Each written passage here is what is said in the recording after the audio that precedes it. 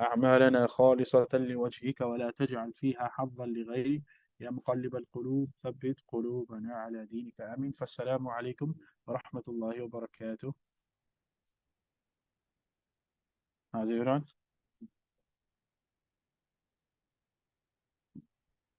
طيب.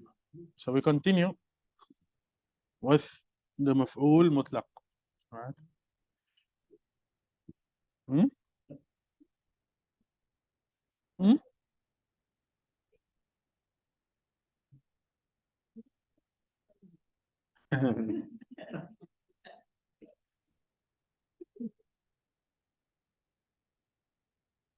طيب. As it is.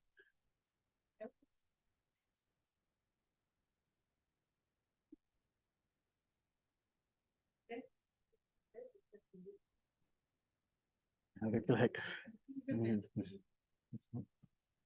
I feel like I don't have to be like Zakir Naik or someone. It's like Surah Waqiah of Lash. I don't know the Quran like that. What's the verse?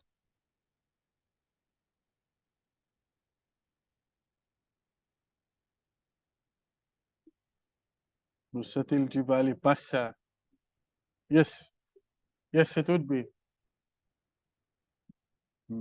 إذا رجت الأرض رجا وبست الجبال بسا. Yes, it's مفعول مطلق. It's مفعول مطلق. No? And it would be مؤكد للفعل. Meaning what? For emphasis. It would be the simplest form of مفعول مطلق. Why? Because it's not mentioned with anything else. It's not basan something. No? Um, it's not rajan something. It's just raja, basa. Right? Understand? No. So the maf'ul mutlaq in general, it's just for emphasis. Right? So when you find the maf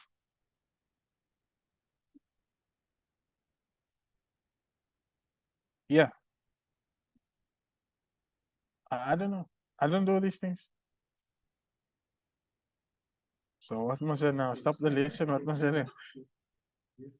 I'm in the right classroom. That's what matters to me. So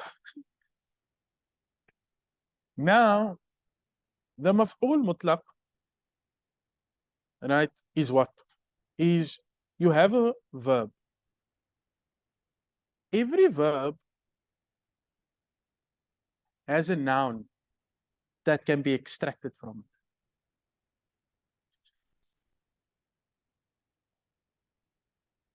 So write the count according to measuring.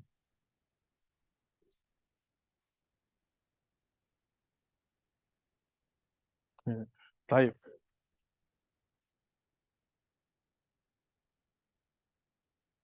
The Zoom is unique because I would never walk into the wrong class and start teaching.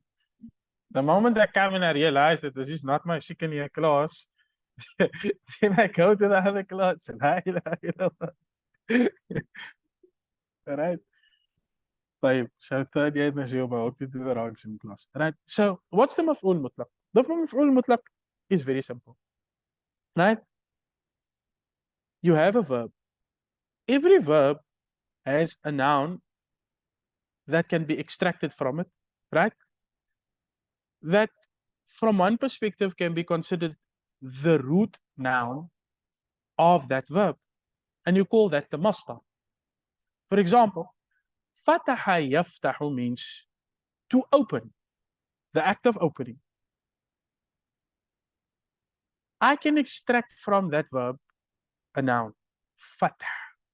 Fath means a opening. That is the masdar, right? That is the gerund, the verbal noun, the root noun of that verb. Fath, just fath. Remember this, that the word is not in a hal. The word exists with its meaning without the hal. The hal never changes the meaning of the word. The hal changes the function of that word in the sentence. Very important to understand. Right? So the hal will never change the meaning of the word. the hal will change the function of the word in a sentence. And sometimes the function of the word can change its meaning. Isn't it so? So the meaning is not changed because the hal changed. The meaning changed because you put it in a different place. Right? So that's important to understand. So you have a word, right? This verb will have a mastar.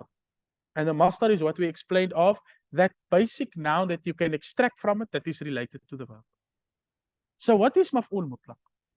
Maf'ul mutlaq is when a verb is used, and then after that verb, there appears that noun which can be which is extracted from that verb in the hal of nasb.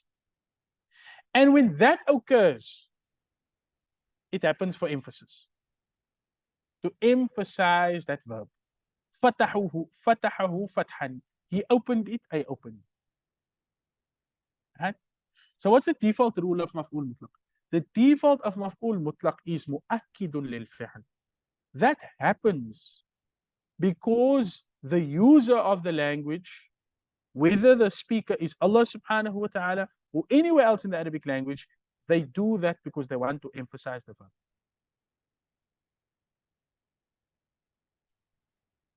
Emphasis is default. Right?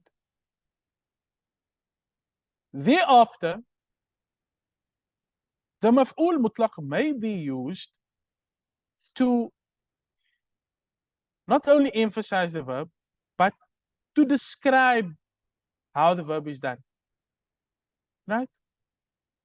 Fathan mubinan, a clear open. So over here, the maf'ul mutlaq is brought. Why? Because it wants to clarify and describe to you how that verb is being done. Adverb of manner, if you want to.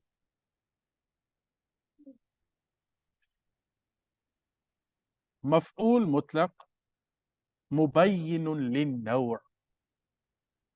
Mubayyinun, bayyana yubayyinu means to make clear, to describe. Right? Naw' means type. Mubayyin is the ismul fa'il. The maf'ul mutlaq, which mubayyin, what does it do? It makes bayan of the type. It gives you a bayan, it gives you an explanation of the type of action that is taking place. And when we say type, we mostly mean manner. Make sense? How do you compare that to a sifa? Because remember, why do you have an adverb? Because an adjective describes a noun, but the adverb describes a verb. Right? So it's very easy for me to have a nominal sentence, a noun-based sentence, wherein I want to describe my information. What do? I simply add a word to it that agrees in gender. Right? الرجل الكبير عالم. The big man is knowledgeable. What do you want to say? الرجل عالم كبير. The man is a big scholar. For example, you understand that? So how do I describe my information? How do I describe my action word in a nominal sentence? I just put a sifa. But now, how do I say yaf'alu? How do I put a sifa to yaf'alu? Do I add another verb that agrees in gen? Can it work? There's no way that you can think of it, nor can I.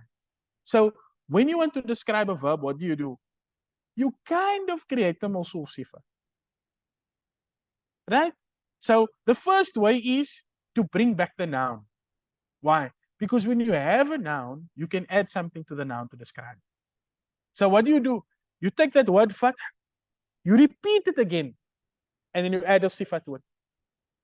You understand that? It's as if the sifa cannot be attached to the verb directly. So what do? You take, because a sifa can only be a noun, right?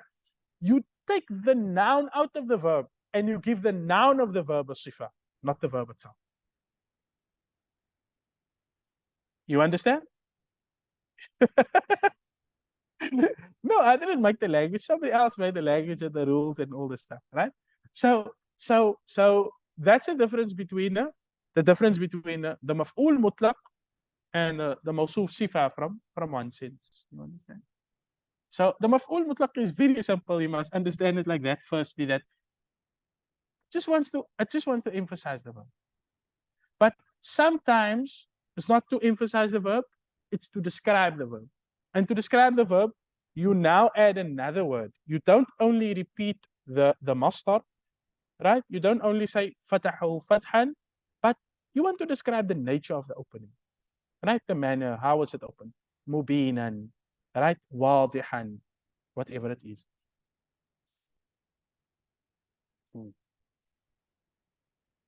I can, but will I? Okay, inshallah, I will. So, okay, I understand what you're saying. So, what is it exactly that you asked me to put on paper? What?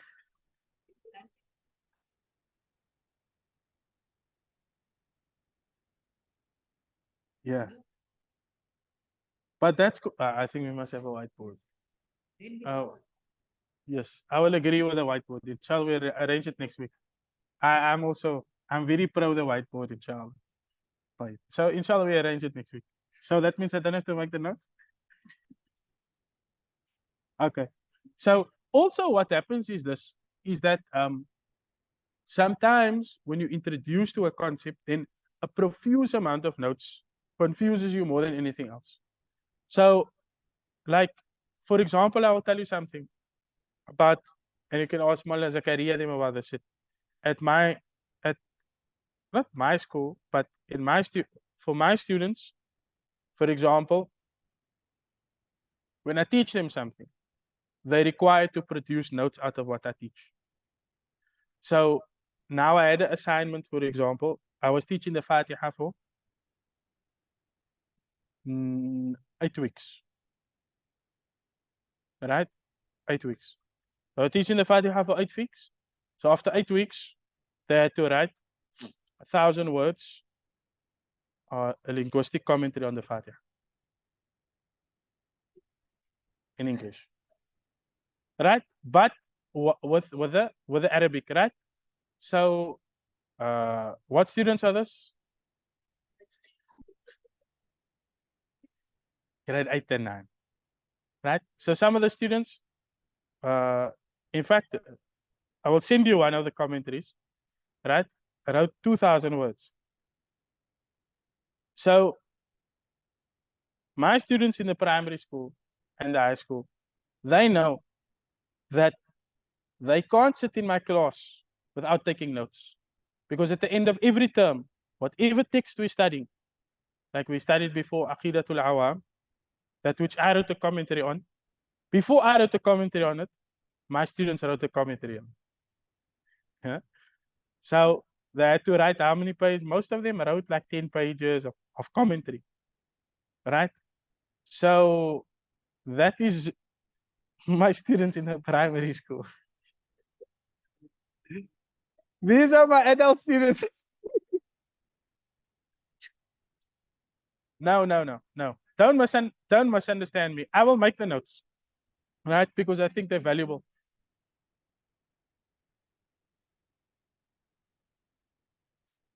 Mm. Yes, I agree. I agree. So what you have to do is, I'll tell you what the students do. What they do is that there's always one student who's able to write notes like very well. For example, in the boy classes, there's one boy. It doesn't write very well, right? But he gathers all the notes during a lesson. He writes very fast. His name is Faraz. So at the end of the lesson, you have to see what Faraz wrote. Now, when Faraz writes something, everybody gets, oh, that was the point, and but there will be people who understood what Faraz wrote better than what he wrote. Because in the time he was just taking notes. So what do? You have muraja'a. You have a revision, a group revision. So that's what the students do. When the class is done, or one lesson, and it goes very slowly, we will do, if I'm teaching the Fatiha, I have 9 weeks, means that 2 weeks I'm doing introduction, and every week I'm doing one verse for our period. All right. So at the end of the lesson, the students come together and they gather what they all heard. This one will say, okay, I remember the example. I'll write it down. This one will say, I remember that the ba was for isti'ana. The other one will say, no, there was another meaning. It was for musahaba. They'll say, no, but musahaba had in a tabarruk. And you find that at the end that they have all the notes. And there are students who they like there were 3 particular students whom they wrote, like in the commentary of the Fatiha, they wrote that which I would publish. Because you see a student in school, they don't think that they're working. They're just doing their homework and their classwork. And they just want to get done with the work. So they don't actually know the value of what they're producing. They just know that if we don't have this, we're not going to get it anywhere else. And that's enough for them. But you are serious students of Sharia. You have lived through life in a way that is considerably more impactful than these kids. And you have seen much more. And on account of that, you have come to know that there is value in the Sharia. And that is why you sit here. So if it is that people who just do their homework can produce that, what's still about people that is coming here on the pursuit of guidance and they know it? You understand? The children don't know, like they don't really know about guidance. They don't like they are like, we brainwash them, right? Positively. We do the tarbiyah and we convince them about Islam because they know nothing else. But you, after living life and seeing the world and going through challenges and difficulties and ups and downs, you have come to know that Islam is right for you. And that's why you're sitting here, because you want to know more. Right? So I don't expect more from you. You must expect more from yourself. Right? You must expect more from yourself. Don't think that this, what we're doing here is لا تتهاون بالشريعة. Don't belittle the Sharia. And don't belittle yourself in relation to Sharia. Out of all the people that can be sitting on a Sunday morning learning about the Maf'ūl muṭlaq, so that when they read Surah Waqiyah, they think to themselves, is Allah emphasizing something here? Shay Azim. This is a great thing, right? This is a great thing. So don't belittle yourself as students. Don't belittle yourself as students. At the same time, we'll make the notes, right? I'm not trying to like escape that, but also to give you some context of where you can be, right? Obviously, like I think that you probably one of the best students in the class, and but at the same time, some people are not writers. They're not people are different in that regard. So we'll write about that, inshallah, and hopefully it will be of some benefit. What is it now again?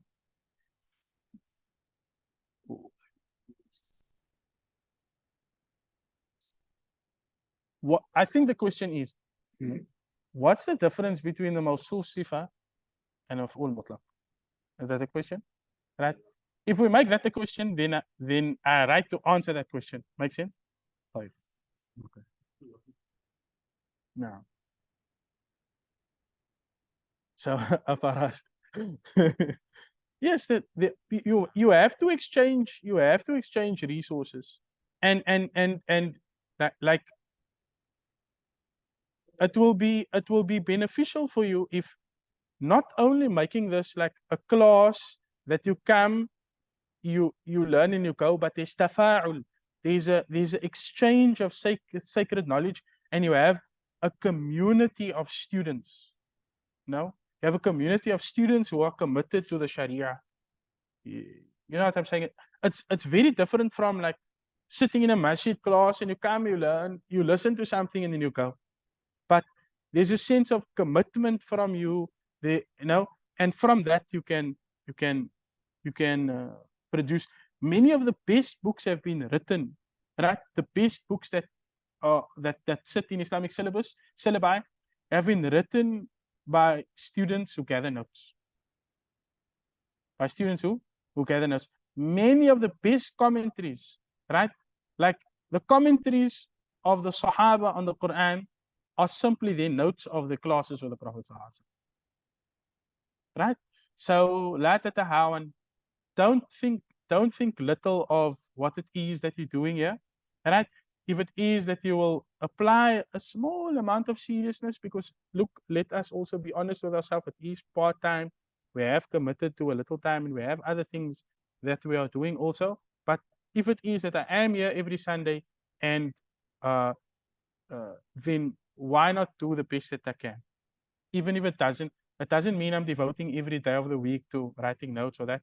But where we can be smart, we try to be smart. Now, so I hope now that it's clear, and you're not distracting me from the fact that you didn't do your homework. No, I know you always do your homework. Right. So, do you understand the maf'ul mutlaq now? And the primary function? And the second, right? And then sometimes mubaynun lil adad.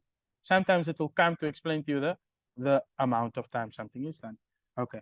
Inna fatahna laka fathan mubina. How do we translate that?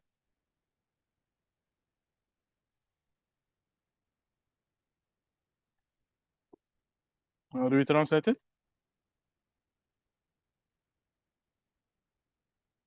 Indeed, we have given victory to you, a clear victory. That's one translation. Another? Indeed, we have opened for you a clear opening. Right? That is another translation. Both of them are correct. Both of them are correct. Fath means victory, just as it means opening. So what type of maf'ul mutlaq do you have there?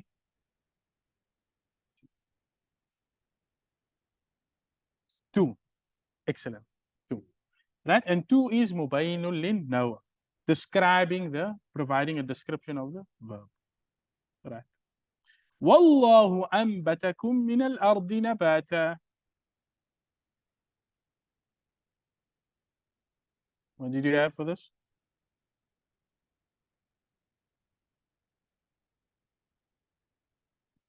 And Allah has caused you to grow from the earth a definite growth. And by the fact that you're saying a definite growth, what type of maf'ul mutlaq will this be? Emphasis, number one, right?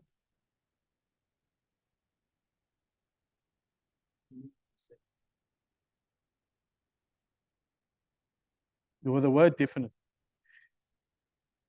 You can, you can, you can imply it, or you can actually just say it.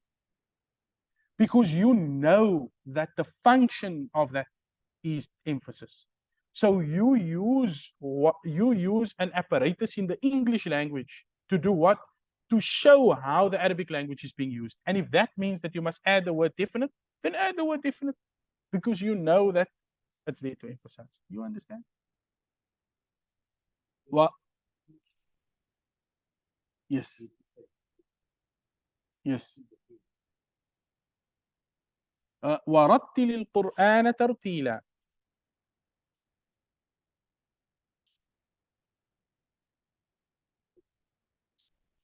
Mm. And recite the Quran with melodious recitation, with, someone said, with measured recitation. Right? Okay. Let me explain to you how this works. Anybody got the answer here? Can you check up this word rattala?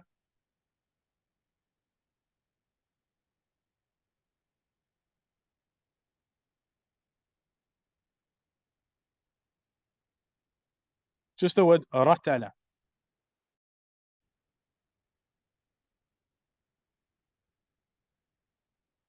Mm. Rattala.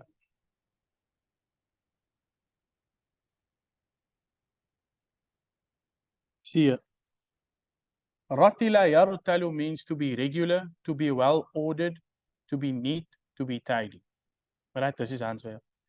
Rattala means to articulate slowly, carefully, and precisely. Right? To psalmodize. Psalmodize means to like the psalms is the melodies, so to make melodious, right? to recite in a sing song, to present slowly, and is it right? So now, so the linguistic meaning to articulate slowly, right? So it says warattilil Quran, and articulate the Quran tartilan, measuredly, right? And articulate the Quran measuredly.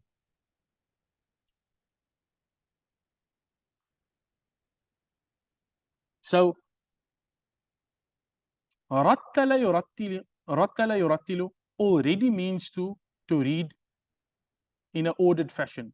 Tartilan now says measuredly, meaning it's the Quran, Allah subhanahu wa ta'ala is already saying recite measuredly with measure.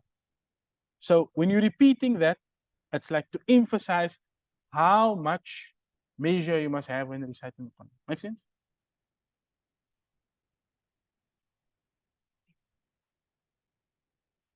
Yes. Yes.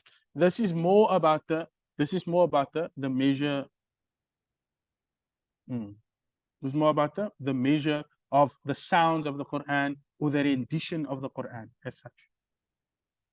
طيب فيميلون عليكم ميلة واحدة. How did you translate that? Yes.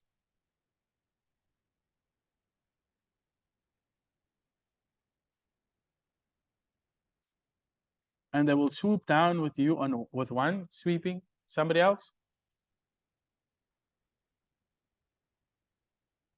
So they can attack upon you a single attack.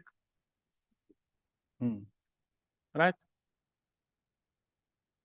So they can assault you a single assault. Yes. That's all correct. Right? Did anyone go back to the verse to see what exactly they're talking about? This is speaking about Salatul Khawf, the Salah of the Salah of that you make in war, in fear. So then Allah subhanahu وَدَّ الَّذِينَ كَفَرُوا لَوْ تَغْفُلُوا عَنْ أَسْلِحَتِكُمْ وَأَمْتِعَتِكُمْ فَيَمِيلُونَ عَلَيْكُمْ مَيْلَةً وَاحِدَةً.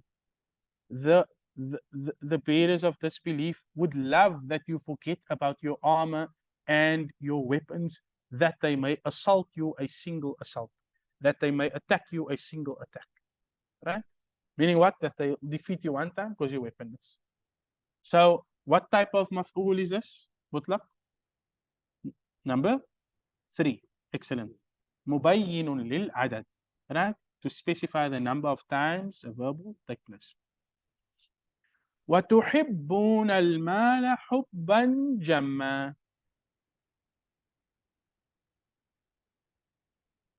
Any online contributors?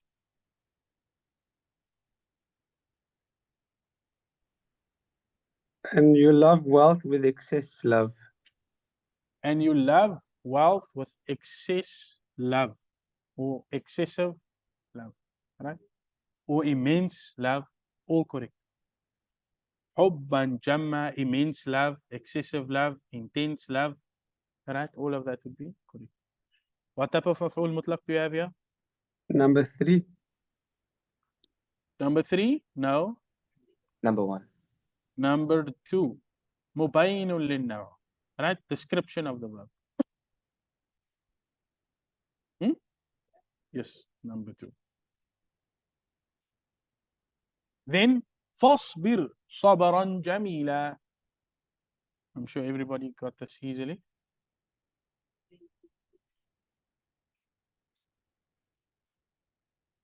And exercise patience, a beautiful patience.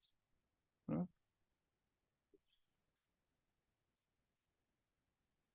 What? Gracious patience, mashallah. Right. So what type of maf'ul mutlaq is this? 2. Second. Number 2, excellent. Mubayyinun lin-naw. Telling you describing the verb. Wahjurhum hajran jamila.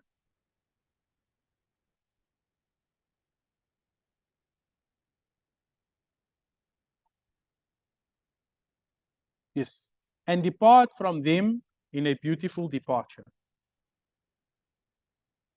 Right? So these are close surahs. فاصبر صبرا جميلا إنه يرونه بعيدا ونراه قريبا. And وهجرهم هجرا جميلا, and depart from them a beautiful departure. Allah speaking about how you should dissociate yourself from disbelief and its people. وسرحوهن سراحا جميلا. Right?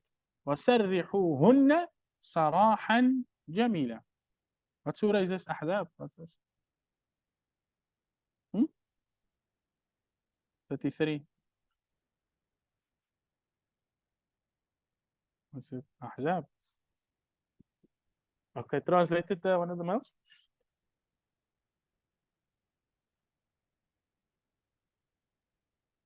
Anyone?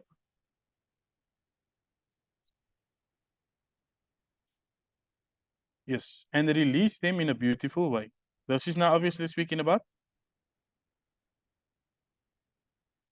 divorce, right?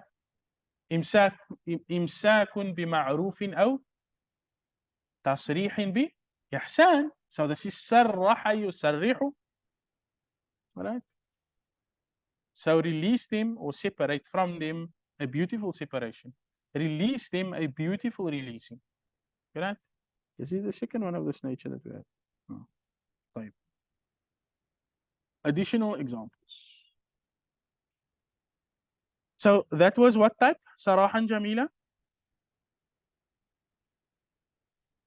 Number 2, right? مبين للنوع.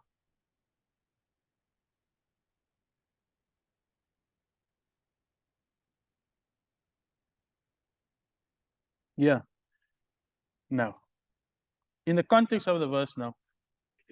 صرحوهن صراحا جميلا. Where does this? In the context of this verse, this is speaking specifically about nikah. I think this is addressing the Prophet sallallahu alaihi wasallam. If it's in the right surah that I'm putting it. Sallallahu alaihi. No, it's not. Let us see. No hufad in the class? Yes. I thought as much. The hufad always struggle with me. Because that's just not how you learn Quran. You mustn't tell you some random verse. 33. Yes, it's Ahzab. Number 49.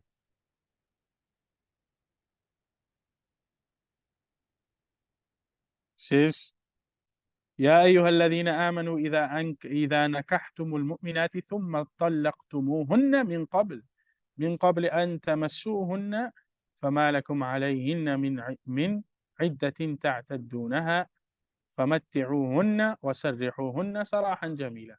This is an interesting verse. It speaks about the matah, it's a very uncommon thing.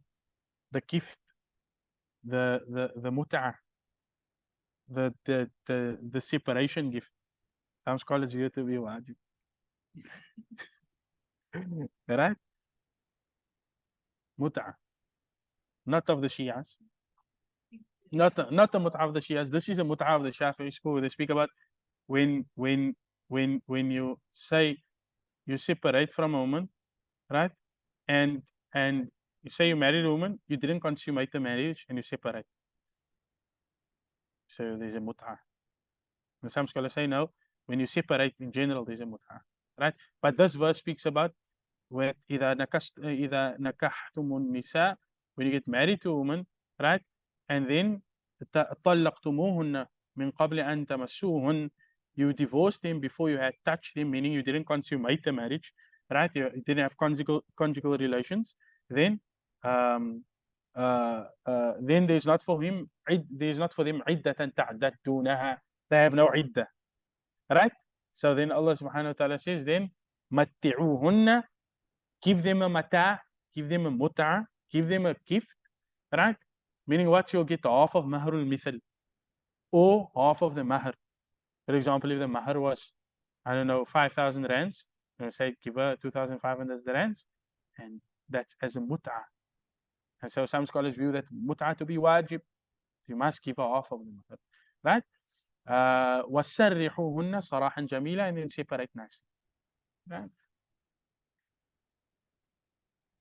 Yes, the mut'ah. A woman can't release her husband. A woman can't release her husband. She can release her husband in practice, but in theory, no. Yeah. So, like, a woman can divorce her husband in her mind, but practically she can't. Practically, divorce is it's in the hand of the male, right? She can buy a divorce, by what do you call this? A khul'a. You know khul'a? The khul'a means that the woman can say, "Look, divorce me and at this price," like that, right?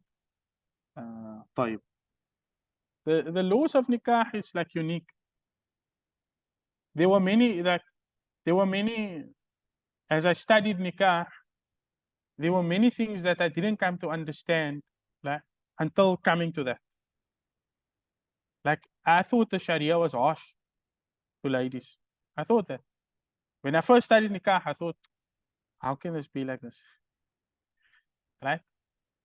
But when you like, you have to experience the inner workings of nikah and how nikah must work for you to know that the Sharia has your benefit at hand. Right? Mm-hmm. No?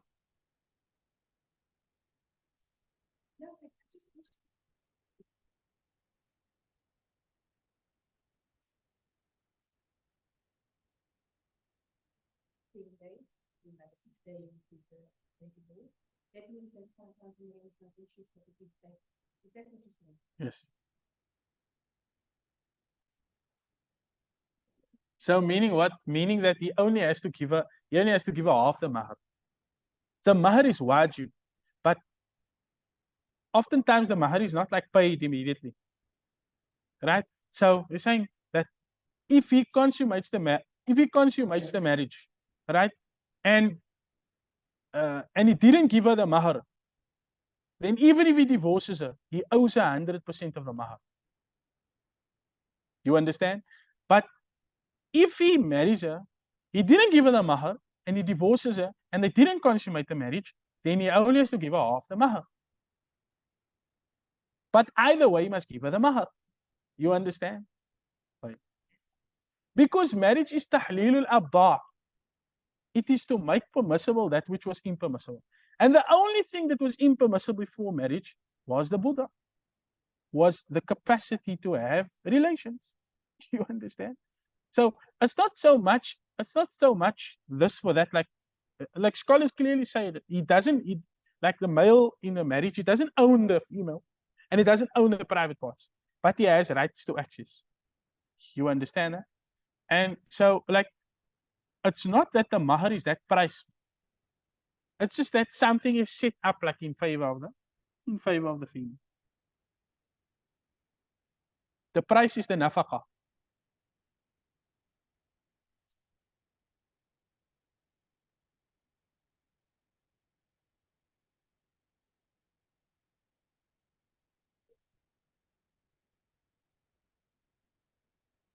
Look, that's different in the what you call it. It's called al-waq'u bi-shubha. Why? I'm just saying a term now. Okay. There are different schools in relation to this. Strictly speaking, now why are we having a fiqh class? No. I'm not married enough to have a nikah class. Type. So this, like, in theory, I can tell you about the theory, right? So in the Shafi'i school, in order for you to for the wife to be brought back into the marriage, there must be words that indicate that. So the act of the male, right, approaching his wife again, right, or having relations with his wife again, according to the Shafi'i school, strictly speaking, it won't suffice as an indication that he's taken her back. So that is al-wat'u bi-shubha. Meaning what? Now she have 2 iddas. She have that idda and she have the other idda also. Right? And this is a matter that many people are in. But safe for you is the Hanafi school. Because the Hanafi school will say that, if I quote them correctly, the Hanafi school will say that when the male in the idda, the male approaching his wife again for relations is a clear enough indication that he's taking her back. Right? But to come to defense of the Shafi'i school, you can see why that is not the case. If you're married, you will know. If you're married, you will know that just because he came to have relations with you again, or let's not speak in way, just because the male came to have relations with a female again, it's not an indication that he wants to continue the marriage. So the Shafi'i school is going to be adamant in saying that there must be a verbal pronouncement that is taking you back into the marriage during the iddah. Right? And if he does that, right? If he doesn't make the verbal pronouncement, there will be another penalty. Because that is al-wat'u bi-shubha. Al-wat'u bi-shubha means to have doubtful relations. Why? Because he's having relations with you, but you don't know your nikah status with him. Because there was no pronouncement. No, because it's very easy, like in the state of, you know, arguments and this and like sometimes a good argument is a good cause to come together. Right? So these type of things, like emotionally, they create a lot of ambiguity.